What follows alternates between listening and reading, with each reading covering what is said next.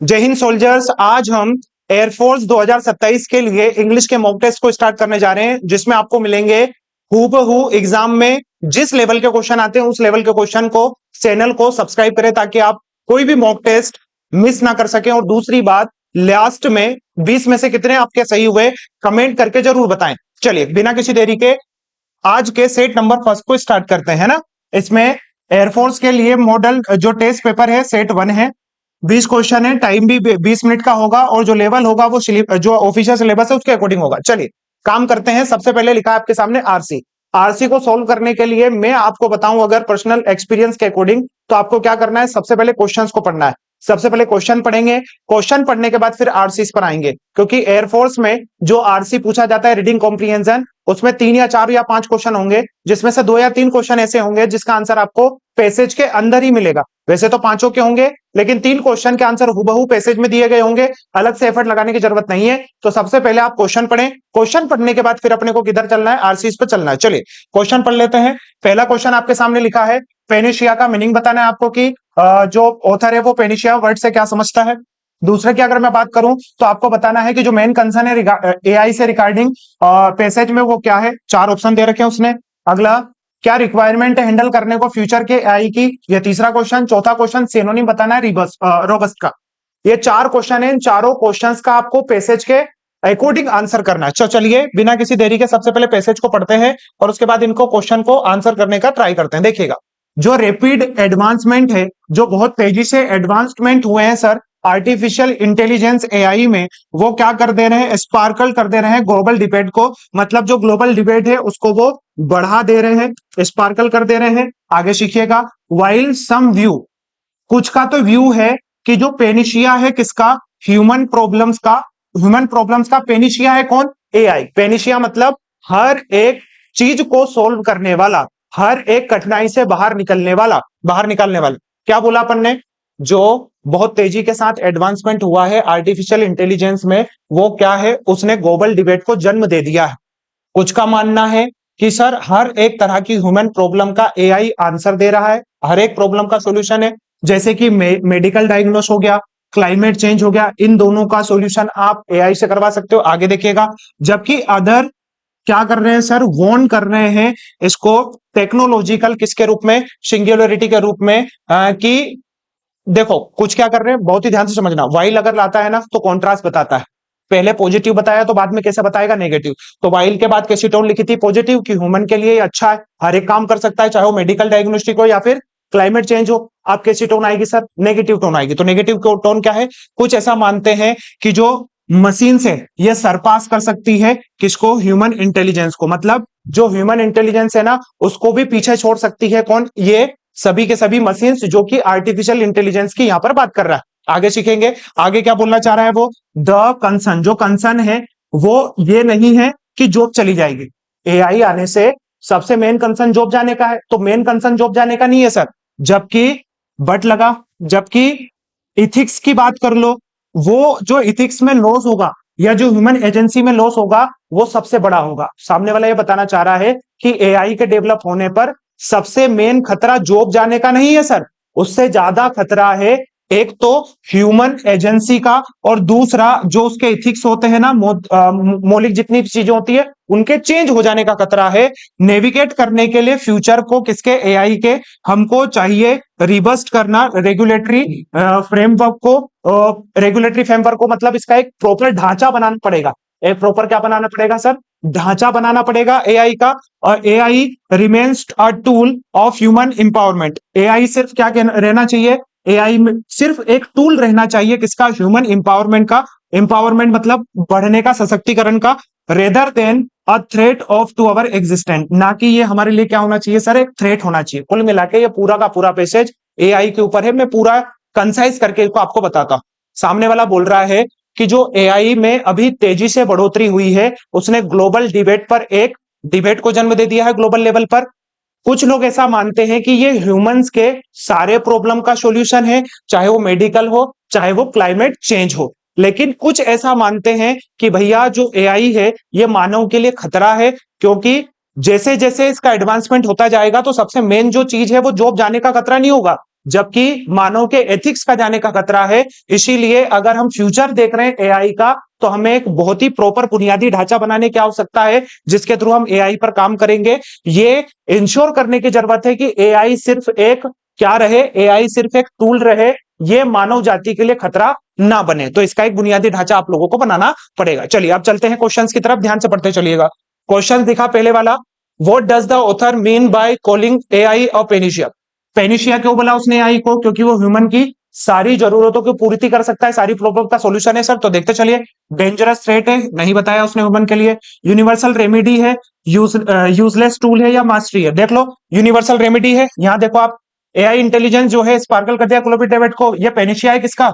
Human problem का, क्योंकि human problem चाहे मेडिकल हो चाहे क्लाइमेट चेंज हो, इसको सोल्व कर सकता है ना। तो इसका सही आंसर, इसका जो सही आंसर है वो क्या होगा सर? इसका सही आंसर है वो यूनिवर्सल रेमेडी है। आप सभी को इसका सही आंसर उम्मीद है पता चल गया होगा। अगला सेंटेंस की बात करेंगे, अगला क्वेश्चन का आंसर दीजिएगा फटाक से। अगला क्वेश्चन क्या है? जो मेन कंसर्न है रिगार्डिंग एआई को लेकर, वो क्या है पैसेज के अकॉर्डिंग? देखो, ये हाई कॉस्ट का वाला है सर, ऐसी कोई बात अपने पैसेज में हुई नहीं। Ethics and laws of human agency बिल्कुल हुई है सर। लेक ऑफ डेटा और स्पेड की तो कोई बात ही नहीं करी सर। एथिक्स है और ह्यूमन एजेंसी का जो लॉस है वो एआई से होगा, ये मेन कंसर्न है अपने लिए, ये सबको पता है, ठीक है। तो इस सेंटेंस का बी वाला आंसर सही होगा। अगला सेंटेंस देखें, what is required to handle the future of AI?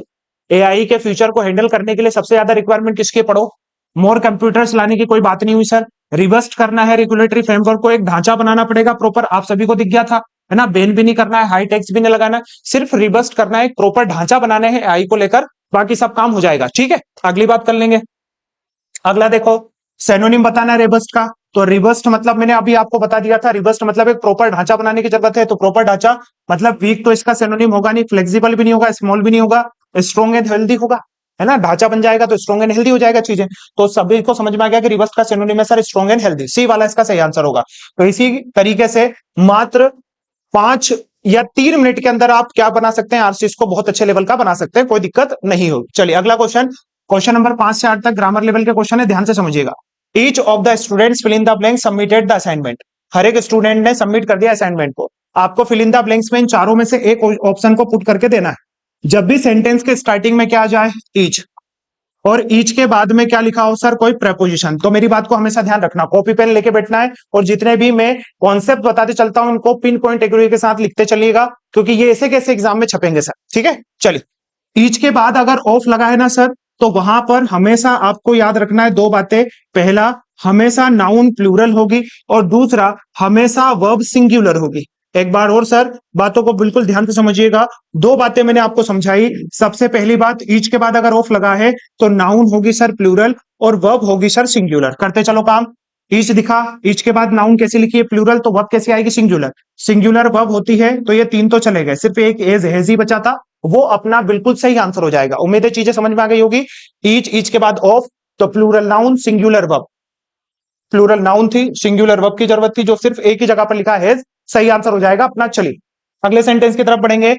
ये रहा 6th question, if I fill in the blanks a bird I would fly to you, है ना। अगर मैं बर्ड होता तो बिल्कुल तरीके से उड़ जाता। अब जब भी इस तरह के सेंटेंस हो जिसमें कोई अनरियल फैक्ट हो, कौन सा फैक्ट हो sir, unreal fact. Unreal fact मतलब समझते हैं आप, ऐसी कोई चीज जो कल्पना की गई हो, वास्तविक ना हो, है ना। कल्पना वाली अगर चीज है तो हमेशा आपको याद रखना है, अनरियल जो फैक्ट होता है वो पास्ट सिंपल टेंस में बनता है, और उस पास्ट सिंपल टेंस में सब्जेक्ट चाहे सिंगुलर हो, सब्जेक्ट चाहे सिंगुलर हो चाहे प्लूरल हो, आपको हमेशा दोनों ही सब्जेक्ट के साथ हेल्पिंग वर्ब के रूप में किसका यूज करना है, वर का। एक बार और सीखेंगे। हाइपोथेटिकल फैक्ट या अनरियल फैक्ट अगर किसी एग्जाम्पल में आपको देखने को मिले जिसमें सिर्फ कल्पना हो रही हो, वास्तविकता में ऐसा पॉसिबल ना हो, तो पहला तो पास्ट सिंपल टेंस बनाना है सर, और इस पास्ट सिंपल टेंस में सब्जेक्ट चाहे सिंगुलर नंबर में हो चाहे प्लूरल, एक वचन हो चाहे बहुवचन हो, हमेशा अपने को वर्ब के रूप में क्या देना है, वर देना है। तो इस सेंटेंस का सही आंसर क्या होगा, सी फॉर कटप्पा इस सेंटेंस का सही आंसर होगा। उम्मीद है चीजें समझ में आ रही होगी कि काल्पनिक चीजें जितनी भी होती है पास्ट सिंपल में बनती है और उसमें हेल्पिंग वर्ब के रूप में वर का यूज होता है। चलिए ये रहा आज का 7वें नंबर का question. He told me that, उसने मुझे बताया, he fill in the blanks to Delhi the next day. इस सेंटेंस में भी आपको इन चारों वर्ब में से एक पुट करना है। ही टोल्ड मी दैट। अब यहां पर बात को ध्यान से समझेंगे, ये जो क्वेश्चन है इसको आप दो तरीके से कर सकते हो। एक तो आप नरेशन के कॉन्सेप्ट से इसको कर सकते हो, और एक आप वर्ब के ऑर्डर से इसी भी इसको कर सकते हो, है ना। वर्ब के ऑर्डर से भी कर सकते हो, नरेशन से भी कर सकते हो। सबसे आसान है इसको नरेशन से सोल्व करना। देखिएगा सर, क्या आप सभी को दिखा ही के साथ टोल्ड है, ही के साथ टोल्ड मतलब कौन सा नरेशन हो गया, इनडायरेक्ट नरेशन हो गया। कौन सा नरेशन सर, इनडायरेक्ट नरेशन हो गया। और उस इनडायरेक्ट नरेशन में आप सभी को पता है टेंस कैसे चेंज होता है, आप सभी को पता है उसमें विल गो तो कभी आ ही नहीं सकता, उसमें कभी भी गोज आ नहीं सकता, उसमें कभी भी इज के साथ आईएनजी आ नहीं सकता, क्योंकि इज गोइंग आएगा तो वॉज गोइंग में चेंज होगा। अगर सर गोज आता प्रेजेंट सिंपल पास्ट सिंपल में चेंज होता, विल गो फ्यूचर आता तो विल का तो वुड हो जाता, तो वुड किस में लिखा है, बी वाले में लिखा है, मतलब यही इस सेंटेंस का सही आंसर होगा। कैसे सर, मैं बताता हूं आप सभी को। ये जो सेंटेंस है ये इनडायरेक्ट नरेशन में लिखा है, तो इसका कहीं ना कहीं डायरेक्ट नरेशन भी होगा। कौन सा नरेशन होगा सर, डायरेक्ट नरेशन भी होगा। डायरेक्ट नरेशन से ही क्या बनाया गया होगा, इनडायरेक्ट। तो डायरेक्ट नरेशन में सामने वाले ने क्या लिखा होगा, विल, तभी तो इनडायरेक्ट नरेशन में क्या हुआ होगा, वुड हुआ होगा। तो बस वही मैंने आपको बताया कि यहां पर सर वुड हुआ होगा क्योंकि वो विल से बना होगा, तो इस सेंटेंस का सही आंसर होगा वुड गो। बाकी के तीनों का यूज इनडायरेक्ट नरेशन में आप कभी नहीं कर सकते, इतनी सी बात आपको समझना है, ठीक है। चलिए करें क्या बात आगे, एक और चीज सिखाऊं वर्ब के ऑर्डर से रिलेटेड। देखो पहला किसमें है, पास्ट सिंपल में, पहला पास्ट सिंपल में, तो पास्ट सिंपल ये तो है नहीं सर, ये पास्ट सिंपल है नहीं सर, ये भी पास्ट सिंपल नहीं है, क्या वुड दिखा आपको, विल का पास्ट फॉर्म, मतलब ये पास्ट सिंपल बन सकता है, तो यही अपना सही आंसर होगा। ये और आसान टेक्निक है, सिर्फ आपको रिलाई करना है जो कॉन्सेप्ट आपके दिमाग में उनके ऊपर, आंसर बिल्कुल सही आएगा। तो पहला नरेशन के थ्रू गए तो भी सही आंसर आया, वर्ब के ऑर्डर के थ्रू गए तो भी सही आंसर आया, दोनों से सही आंसर आया अपना। अगला सेंटेंस पढ़िए 8वें नंबर का, he is so old that he can not run, वो बहुत ज्यादा उम्र दराज व्यक्ति है इसलिए वो भाग नहीं सकता। इसमें टू का यूज करके आपको देना है। तो साथियों बचपन से आपने पढ़ा होगा कि सो दैट के प्लेस पर किसका यूज होता है, टू का। देखना कैसे, एग्जाम्पल में सो दैट के प्लेस पर अगर टू का आपको यूज करना है तो बात को बड़ी ध्यान से समझिएगा। ये जितने भी कॉन्सेप्ट मैं बताते चलता हूं ये कॉन्सेप्ट आपको लिखते चलना है, क्योंकि ऐसे कैसे एग्जाम में आएंगे। कैसे यूज करेंगे सर, इधर देखें, एग्जाम्पल में जो सो लिखा हो उस सो को हटाकर क्या लगा दो, टू, ये पहली चीज करना है। दूसरी बात, एग्जाम्पल में जो डेट लिखा हो, डेट के बाद जो सब्जेक्ट लिखा हो, सब्जेक्ट के बाद में साथियों या तो लिखा होगा कैन या तो लिखा होगा कुड, और उसके साथ में लिखा होगा नॉट, इन सभी को हटाकर आपको क्या लगा देना है, छोटा टू लगा देना है। तो सो के प्लेस पर क्या लगाएंगे, टी डबल ओ, और इन चारों के प्लेस पर क्या लगाएंगे, टी ओ। तो आप देखेंगे कि आपने सो दैट से सेंटेंस को किसमें रीराइट कर दिया है, टू में। तो देखते चलें, सबसे पहले सो के प्लेस पर टू लिखो, तो he is to, he is to, he is to सब जगह लिखा है। That subject can could not, इन सबको हटाओ और टू लिख दो, तो सेंटेंस क्या हो जाएगा, he is too old to run. बस इतना सा आपको देखना है, कहां लिखा, he is too old to run, पहले वाला बिल्कुल सही है, बाकी का सब सेंटेंस क्या है सर, गलत है। आगे का समझ में, वो बहुत ज्यादा बूढ़ा है तो इसलिए दौड़ सकता है कि दौड़ नहीं सकता, नहीं दौड़ सकता। आगे समझ में, क्योंकि ओल्ड व्यक्ति दौड़ नहीं सकता, आप सभी को पता है बातें, कोई दिक्कत। सेंटेंस में सो के प्लेस पर क्या लिखोगे, टू, डेट सब्जेक्ट कैन कुड के प्लेस पर क्या लिखोगे, अब दूसरा टू, तो सो डेट की जगह पर किसका यूज हो जाएगा, टू का यूज हो जाएगा। चलिए अगला क्वेश्चन, नवा क्वेश्चन, अब जो है ग्रामर के क्वेश्चन है सर, 9 से लेकर 12 क्वेश्चन तक। चले फॉर्मेशन बताना है आपको, किसका फॉर्मेशन बताना है, डिसाइड का। डिसाइड वर्ब है, अच्छा डिसाइड वर्ब नहीं है, डिसाइड को, हाँ डिसाइड वर्ब है, इस वर्ब को किसमें चेंज करना है, नाउन में चेंज करना है। डिसाइड वर्ब है, इस वर्ब का नाउन फॉर्म आपको बताना है। कुल मिला के ये जो क्वेश्चन है ये वर्ड फॉर्मेशन का है, शब्द की उत्पत्ति का है। ऐसे क्वेश्चन एयरफोर्स में फिक्स है, एक या दो नंबर में आएगा ही आएगा, या तो एक क्वेश्चन बनेगा या तो दो क्वेश्चन, एक क्वेश्चन तो बनेगा ही 100% श्योरिटी के साथ में। तो आपको वर्ड फॉर्मेशन अच्छे लेवल का पढ़ लेना है, जिसमें आपको सफिक्स और प्रीफिक्स के ऊपर आपको काम करना है। चलिए, तो अगर डिसाइड का मेरे को नाउन फॉर्म चाहिए तो बस डिसाइड में कुछ नहीं करना है, ION लगा देना है। जैसे ही डिसाइड में ION लगेगा तो क्या बन जाएगा, डिसीजन। तो किसी भी वर्ड के पीछे अगर ION लगा मतलब आप समझ जाइएगा कि वो 110% क्या होगा सर, नाउन होगा। तो इस सेंटेंस का सही आंसर या इस क्वेश्चन का सही आंसर होगा बी वाला। ठीक है, चलो आगे बढ़े, अगले क्वेश्चन की तरफ बढ़ते हैं। ये रहा अगला question, there is fill in the blanks milk in the jug you can make tea, है ना। ये जो क्वेश्चन है आप सभी को चार ऑप्शन दिखे, little, a little, the little और मैनी। ये चारों के चारों इंग्लिश में जो होते हैं ना सर, डिटरमिनर्स होते हैं। क्या होते हैं? डिटरमिनर्स। हिंदी बोले तो निर्धारक। किसकी पोजीशन को निर्धारित करते हैं? ये नाउन की। अब आपको ये बताना है कि यहां पर कौन सा सेंटेंस सही होगा। आप बात को ध्यान से समझेंगे। लिटिल के जो तीनों केस हैं सर, ये लिटिल के तीनों केस यूज होते हैं अनकाउंटेबल नाउन के लिए। कौन सी नाउन के लिए? अनकाउंटेबल नाउन के लिए इनका यूज किया जाता है किसी भी सेंटेंस में। तो क्या सर मिल्क अनकाउंटेबल नाउन है? बिल्कुल है सर। तो मेनी तो ऑप्शन से खत्म हो गया क्योंकि काउंटेबल के लिए लगता है। बाकी मेरे पास तीन ऑप्शन बचे, little, a little, the little. अब बात को ध्यान से समझना। लिटिल वहां लगता है जहां पर अनकाउंटेबल नाउन हो और नेगेटिव सेंस हो। कैसा सेंस हो? Negative sense. अ लिटिल कब लगता है? जब अनकाउंटेबल नाउन हो और पॉजिटिव सेंस हो। कैसे सर? मैं अभी बता भी दूंगा, सिर्फ बने रहे साथ में। और तीसरा द लिटिल कब लगता है? जितना है, हिंदी में लिखता हूं ताकि आप अच्छे से पढ़ पाए, जितना है उतने सब की बात करने के लिए। बातों को ध्यान से समझिएगा क्या बोल रहा हूं मैंने बोला कि जो पोट था, पोट मतलब मग टाइप, उसमें ना के बराबर दूध था, एक कप चाय भी नहीं बन सकती, तो क्या बुलाएंगे अपन? लिटिल। उसमें थोड़ा मिल्क है इसलिए सिर्फ एक कप चाय बन सकती है, क्या लगाओगे? A little. उसमें जितना मिल्क था सब केट पी गई, सब बिल्ली पी गई, क्या लगाओगे सर? The little. उम्मीद है चीजें समझ में आई होगी। अब सेंटेंस को पढ़ो। There is fill in the blanks milk in the jug, you can make tea. Tea बना सकते हो, टी बना सकते हो, तो नेगेटिव सेंस ना होकर कौन सा सेंस है सर? पॉजिटिव सेंस है। और पॉजिटिव सेंस है तो इस सेंटेंस का सही आंसर क्या होगा? अ लिटिल इस सेंटेंस का सही आंसर होगा। उम्मीद है चीजें समझ में आ गई होगी कि अनकाउंटेबल नाउन में नेगेटिव सेंस है तो लिटिल, पॉजिटिव सेंस है तो अ लिटिल, जितना है उतने सबकी बात करोगे तो द लिटिल। चलिए अगले सेंटेंस की तरफ बढ़ो। ये रहा सर अगला sentence. I am tired, fill in the blanks, waiting for him. मैं टायर्ड हूं और वेट कर रहा हूं उसका। हमेशा आपको याद रखना है टायर्ड के साथ में क्या लगता है सर? ऑफ लगता है। आई am tired of waiting for him. Tired with नहीं होता, टायर्ड बाय नहीं होता, टायर्ड फ्रॉम नहीं होता, टायर्ड ऑफ।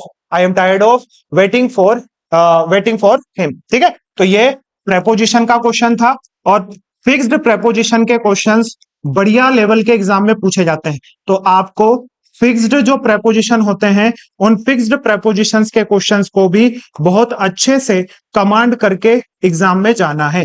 फिक्स्ड प्रेपोजिशन को पढ़ के जाइएगा, लगभग 99% चांसेस है कि क्वेश्चन आपका बनेगा ही बनेगा। बढ़िया है आगे सर। चलिए अगले क्वेश्चन की तरफ बढ़ते हैं। ये रहा आज का अगला क्वेश्चन। वो carefully fill in the blanks, you should fail.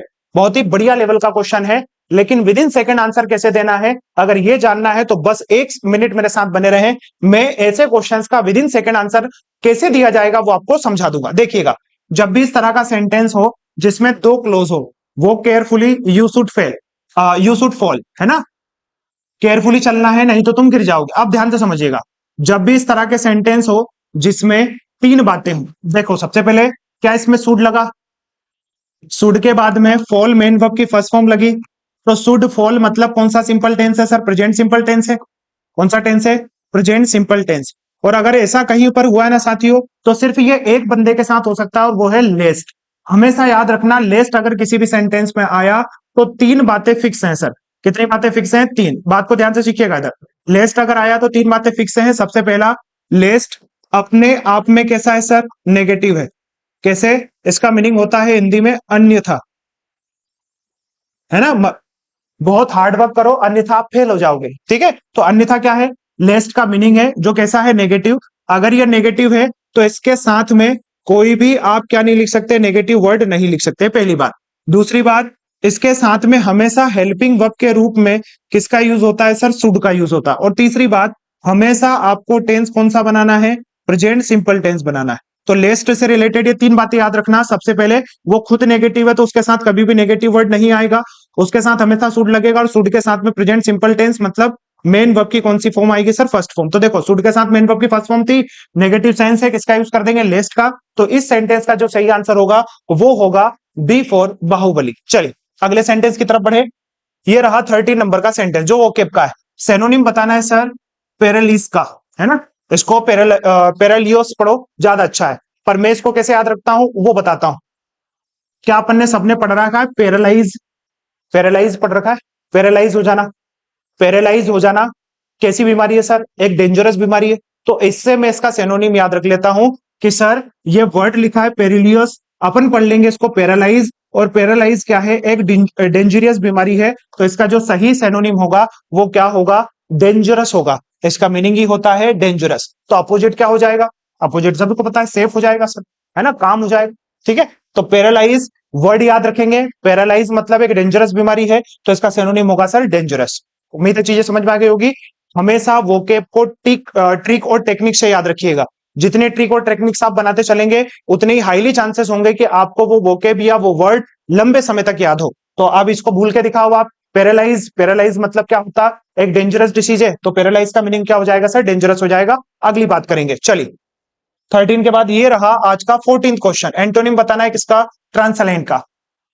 Transient, transient, transient का एंटोनिम आपको बताना है, बता दीजिएगा इसका सेनोनिम क्या होगा। फटाफट आंसर करेंगे, सेनोनिम क्या होगा ट्रांजिएंट का? बताओ सर, फटाफट आंसर करिएगा सभी लोग, आप सभी के आंसर की प्रतीक्षा है मुझे। आंसर करेंगे, एंटोनिम बताना है आपको इसका। टेम्पररी, परमानेंट, फास्ट या स्लो, एंटोनिम बताना है। अब बात को ध्यान से समझिएगा, जो ट्रांजिएंट होता है ना, इसका सिनोनिम होता है टेम्पररी, तो इसका एंटोनिम क्या हो जाएगा? इसका एंटोनिम हो जाएगा परमानेंट। आगे क्या बात है समझ में? सेनोनिम होता है टेम्पररी, तो एंटोनिम हो जाएगा परमानेंट। आपको हमेशा ध्यान रखना है ट्रांजिएंट का सेनोनिम टेम्पररी है सर, और एंटोनिम क्या होगा? परमानेंट हो जाएगा। कोई दिक्कत थी क्या? आ गया सबको समझ में? आ गया, चलिए, है ना। कैसे याद रखेंगे सर? किसी का भी ट्रांसफर हो गया, ट्रांसफर कैसा होता है? टेम्पररी, तो एंटोनिम क्या हो जाएगा उसका? परमानेंट। ठीक है, चलो अगली बात कर लो। अगला सेंटेंस, अगला क्वेश्चन, वन वर्ड बताना है। एक ऐसा पर्सन जो कि बोलता है कई सारी भाषाओं को, कई सारी भाषाओं को बोलने वाले को क्या बोलते हैं आपको बताना है। पेलिग्योट, बाइलिंगुअल, लिंग्विस्टिक या ऑप्टिमिस्ट। ऑप्टिमिस्ट मतलब आशावादी होता है, ये तो ऑप्शन से बाहर हो गया। लिंग्विस्टिक मतलब क्या होता है? कई सारी जो भाषाएं, कई सारी जो भाषाएं पढ़ाता है, कई सारी भाषाओं को जानता है, जानने वाले को बोलते हैं। कई सारी भाषाओं को जानने वाले को लिंग्विस्टिक बोलते हैं, है ना, जिसमें कई सारी भाषाओं का अध्ययन किया जाता है। भाषाओं का अध्ययन, भाषाओं का अध्ययन जिनमें होता है ना, उसको बोलते हैं अपन लिंग्विस्टिक। ठीक है, तो ये भी ऑप्शन से खत्म हो गया सर। बाइलिंगुअल मतलब आप सभी को पता है दो लैंग्वेज में काम करना, तो दो नहीं, दो से ज्यादा की बात हो रही है, उसको बोलते हैं अपन पेलिग्लोट, है ना। पॉलीग्लोट, पॉलीग्लोट मतलब क्या होता है? एक ऐसा पर्सन जो कि कई सारी लैंग्वेजेस को बोल सकता है। आगे क्या समझ में आपको? कोई दिक्कत थी क्या? कोई दिक्कत है? ऐसा व्यक्ति जो कई सारी लैंग्वेज को बोलता है उसको ये बोलते हैं। कोई समस्या? चलिए बढ़े आगे, अरे बढ़े, चल अगला क्वेश्चन पढ़ेंगे, अगले क्वेश्चन की तरफ बढ़ते हैं। Choose the correct one. आपको इन चारों में से वो वर्ड बताना है जो करेक्ट लिखा है। इनमें से 3 मिसस्पेल्ड होंगे, आपको एक जो सही होगा उसको बताना है। बता दीजिएगा। ओक्यूरेंस है सर, OCCURRENCE, डबल सी आता है और डबल आर आता है ना, तो इसका बी वाला बिल्कुल ठीक आंसर होगा। ऐसे वर्ड पूछेगा साथियों एग्जामिनर आपसे जिसकी स्पेलिंग में बहुत ज्यादा ही कंफ्यूजन होता है, तो कंफ्यूजन ऐसी स्पेलिंग वाली होती है, तो इनको भी अच्छे से आपको पढ़ना है। तो इसका सही आंसर होगा ऑक्यूरेंस, OCCURRENCE। ऑक्यूरेंस मतलब होता है सर घटना, ऑक्यूरेंस का मतलब क्या होता है? घटना होती है। ठीक है, चल अगले सेंटेंस की तरफ बढ़ जाते हैं। अगला सेंटेंस है, आपको ये जो इडियम्स लिखी है ना, इस इडियम्स का क्या बताना है सर? मीनिंग बताना है। और इडियम्स क्या है? To smell a rat, to smell a rat मतलब सर दाल काली है कि पूरी दाल ही काली है ना, आप सभी को पता है। To smell a rat, to smell a rat का मतलब होता है दाल काली हो जाना। क्या हो जाना? टू सी अ रेट, ना sir. To be very angry, ना sir. To clean the house, बिल्कुल नहीं सर। सस्पेक्ट होना समथिंग फॉल का, है ना, पूरी की पूरी दाल ही काली है सर, कुछ ना कुछ तो इधर उधर चल रहा है, तो सस्पेक्ट होना समथिंग फाउल का। चल सेंटेंस का सही आंसर बी वाला। अगला सेंटेंस देखे, कंफ्यूज्ड वर्ड बताना है आपको। एक सेंटेंस दिया गया है, उसमें फिल इन द ब्लैंक्स है, उस फिल इन द ब्लैंक्स में इन चारों में से कौन सा सही होगा वो आपको बताना है। The fill in the blanks of the school is very strict. School का क्या होगा सर? प्रिंसिपल। और कौन सा प्रिंसिपल होता है आप इन दोनों में से बताओ, ये तो खत्म हो गए, है ना, इन दोनों में ये भी खत्म हो गया। इन दोनों में से एक बताना है, ये प्रिंसिपल होगा कि ये प्रिंसिपल होगा। पहले वाले प्रिंसिपल का मतलब होता है सर सिद्धांत, बोलते हैं ना, मैं अपने जीवन में अपने प्रिंसिपल से चलता हूं, अपने प्रिंसिपल से चलता हूं मतलब अपने सिद्धांतों पर चलता हूं, चलना भी चाहिए सर। और दूसरे प्रिंसिपल का मतलब होता है प्रधान अध्यापक, है ना, प्रधान अध्यापक। ठीक है, तो स्कूल में प्रधान अध्यापक होगा, तो इसका सही आंसर होगा बी वाला, प्रिंसिपल। ठीक है, उम्मीद है चीजें आपको समझ में आई होगी। अगला 19 क्वेश्चन नरेशन का है, आपको डायरेक्ट से इनडायरेक्ट या इनडायरेक्ट से डायरेक्ट बनाना। देखो सर, फिर कॉमा इन्वर्टेड कॉमा के बीच में क्या मेन वर्ब की फर्स्ट फॉर्म से स्टार्ट हुआ सेंटेंस? मेन वर्ब की फर्स्ट फॉर्म से स्टार्ट हुआ मतलब इंपेरेटिव सेंटेंस है, और इंपेरेटिव सेंटेंस है तो उसमें कॉमा इन्वर्टेड कॉमा हटकर क्या लगता है? टू लगता है। ठीक है, यहां भी टू लगा, यहां भी लगा, यहां नहीं लगा, तो ये तो खत्म हो गया, और ये तो आएगा ही नहीं, तो मतलब इन दोनों में से एक होगा, या तो फर्स्ट वाला है तो सेकंड वाला। अब देखो सर, कैप्टन ने सोल्जर से कहा कि यहां पर खड़े रहो आराम से, तो क्या ऐसा वो कमांड देगा? तो कमांडेड कहां लिखा है? बी वाले नंबर पर। कैप्टन ने कमांड दी सोल्जर्स को, fill in comma inverted comma के प्लेस पर टू लिख देंगे, और बाकी जैसा लिखा वैसा का वैसे लिख देंगे। तो इंपेरेटिव सेंटेंस का इस तरीके से डायरेक्ट से क्या बनाया जाएगा? इनडायरेक्ट बनाया जाएगा। उम्मीद है चीजें समझ में आ गई होगी। चलिए अगले क्वेश्चन की तरफ बढ़ते हैं। अगला क्वेश्चन आप लोगों के सामने लिखा है वॉइस का। सेंटेंस को ध्यान से समझिएगा। सबसे पहले जब भी वॉइस के क्वेश्चन आप सभी के सामने आते हैं तो आपको दो चीजों के ऊपर काम करना है। सबसे पहला कि वो एक्टिव वॉइस में लिखा है या पैसिव वॉइस में, वो आपको बताएगा टेंस, और दूसरा उसमें सब्जेक्ट वर्ब का जो पेयर है, सब्जेक्ट ऑब्जेक्ट का जो पेयर है वो कैसे काम कर रहा है। बस ये दो चीजें अगर आपने समझ ली, पिन पॉइंट एक्यूरेसी के साथ विद इन सेकंड आप आंसर करेंगे। चलिए देखें इस सेंटेंस में पीपल के साथ स्पीक लिखा सर, मेन वर्ब की फर्स्ट फॉर्म। मेन वर्ब की फर्स्ट फॉर्म मतलब प्रेजेंट सिंपल टेंस। कौन सा tense? Present simple. Active voice में लिखा है तो प्रेजेंट सिंपल का एक्टिव वॉइस किस में चला जाएगा? प्रेजेंट कॉन्टिन्यूस में चला जाएगा। सभी को पता है कि तीनों के तीनों सिंपल, तीनों के तीनों कॉन्टिन्यूस में चले जाते हैं, तो प्रेजेंट सिंपल किस में चला जाएगा सर? प्रेजेंट कॉन्टिन्यूस टेंस में। और उस प्रेजेंट कॉन्टिन्यूस में क्या लगता है? उस प्रेजेंट कॉन्टिन्यूस में इज एम आर के साथ में मेन वर्ब की थर्ड फॉर्म लगती है साथियों। तो बस इज एम आर के साथ मेन वर्ब की थर्ड फॉर्म लगा दो। इसके पहले क्या आ जाएगा? ऑब्जेक्ट। इसके पहले क्या आ जाएगा? By plus subject. बस देख लीजिए, जहां पर लिखा होगा वो अपना आंसर होगा। चलिए करते हैं काम। क्या यहां पर वॉज स्पोकन लिखा? खत्म हो गया सर ऑप्शन से। यहां पर इज स्पोकन, यहां भी इज स्पोकन है, बिल्कुल है। ठीक है, यहां ये तो खत्म हो गया, तो पहले वाला या चौथे तीसरे वाला है, दोनों आंसर होगा। चलो सब्जेक्ट कौन है? People. People speak English all over the world.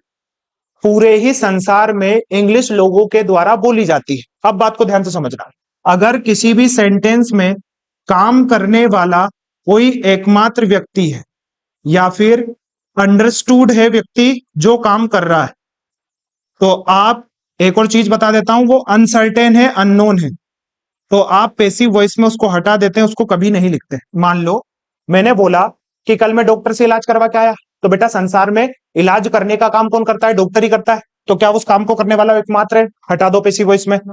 Understood मतलब वही अभी मैंने बोला, काम को करने वाला एकमात्र है तो वो अंडरस्टूड ही रहेगा, उसको लिखना नहीं है। मैंने बोला किसान ने फसल काट ली, तो फसल काटने वाला हर एक व्यक्ति किसान ही तो होता है, सीधी सी बात है, तो उसको लिखेंगे ही नहीं। जबकि अगली बात करो, अनसर्टेन की बात कर लेता हूं। मैंने बोला कि हर एक को हर एक की मदद करनी चाहिए। पता है क्या किसको किसकी मदद करनी चाहिए? मैंने बोला हर एक को हर एक की मदद करना चाहिए, तो सब्जेक्ट और ऑब्जेक्ट दोनों ही कैसे हैं? अननोन है, हटा देंगे सर, कुछ भी करने की जरूरत नहीं है। तो यहां पर देखो पीपल, लोग की बात कर रहा हूं, कौन लोग है सर? अपने को पता है क्या? बिल्कुल नहीं। तो जब पैसिव वॉइस बनाएंगे तो बाय पीपल को क्या कर देंगे? हटा देंगे। तो यहां लिखा था इसलिए यह भी गलत है, तो इसका पहले वाला बिल्कुल सही आंसर होगा, ए नंबर पर जो लिखा है। उम्मीद है आज को जितने भी 20 क्वेश्चन है वो आप सभी को समझ में आ गए होंगे। चैनल को सब्सक्राइब करें। बहुत व्यवस्थित तरीके से इंग्लिश में जितने भी तरह के क्वेश्चन एयरफोर्स में आते हैं उन सभी को पिन पॉइंट एक्यूरेसी के साथ में मैं इस चैनल पर आपको सिखाऊंगा। चैनल को सब्सक्राइब करें और उस हर एक दोस्त के पास इसको पहुंचा दे जो कि एयरफोर्स की तैयारी कर रहा है। आप सभी अपनी तैयारी में लगे रहे, अपनों के साथ, अपनों के बीच। जय हिंद, जय श्री महाकाल।